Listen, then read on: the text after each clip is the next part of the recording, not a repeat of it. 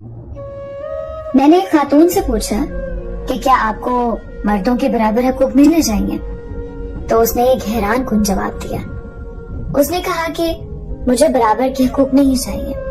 میں نے تفصیل چاہی تو اس نے کچھ یوں بیان کیا، میرا جائیداد میں باپ کی طرف سے حصہ ہے، بھائی کی طرف سے حصہ ہے، بیٹے کی طرف سے حصہ ہے، خامد کی طرف سے حصہ ہے۔ جب میں مردوں کے برابر آ جاؤں گی تو میں ان حقوق سے محروم ہو جاؤں گی۔ میں کسی جگہ جاب کرتی ہوں تو مجھے جاب میں سہولت دی جاتی ہے، برابر کے حقوق میں میرا نقصان زیادہ ہے۔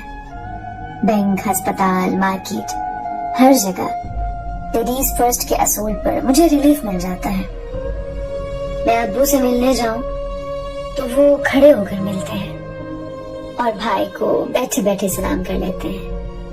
ہم شہر سے باہر کہیں جائیں تو میں نے اور بیٹی نے اپنا اپنا ہینڈ بیگ پکڑنا ہوتا اور بس باقی سامان بیٹے جانے اور ان کے پاپا۔ ایک بار راستے میں گاڑی رک گئی تھی تو مجھے اسٹیئرنگ تھما کر بیٹے اور میاں نے دھکا لگایا۔ برابر کے حقوق ہوتے تو مجھے بھی دھکا لگانا پڑتا۔ سبھی بڑے اور بھاری کام خود بخود مردوں پر جا پڑتے ہیں۔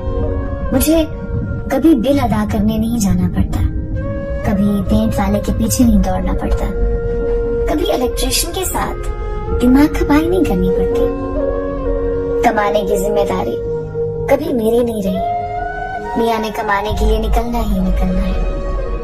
میں کبھی بھی کہہ دوں آج کچھ نہیں پکایا، گرمی لگ رہی تھی یا موڈ نہیں تھا، تو بازار سے کھانا آ جاتا ہے۔ کوئی زبردستی نہیں ہے، لیکن ان کو کام سے چھٹی نہیں ہے۔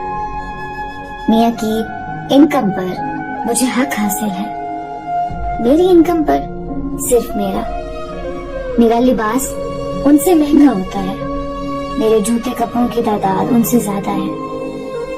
ایسے بے شمار فائدے مجھے حاصل ہیں۔ میں برابر کے حقوق لے کر گھاٹے کا سودا کروں گی؟